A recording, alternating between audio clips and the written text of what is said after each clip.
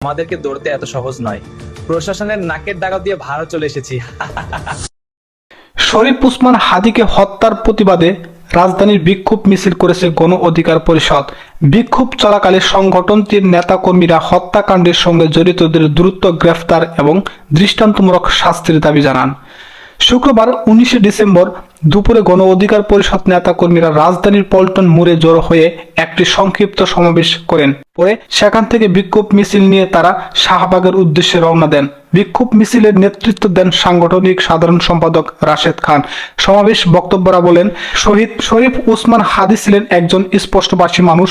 জুলাইয়ের পরও তিনি ফ্যাসিবাদের বিরুদ্ধে নিজের কণ্ঠস্বর অব্যাহত রেখেছিলেন, অন্যায়ের সঙ্গে কোনো ধরনের আপোষ করেননি। বক্তব্যে আরো বলেন, এই নির্মম হত্যাকাণ্ডের সঙ্গে জড়িত সব আসামিকে অবিলম্বে আইনের আওতায় এনে সর্বোচ্চ শাস্তি নিশ্চিত করতে হবে। এই নির্মম হত্যাকাণ্ডের সঙ্গে জড়িত সব আসামিকে অবিলম্বে আইনের আওতায় এনে সর্বোচ্চ শাস্তি নিশ্চিত করতে হবে।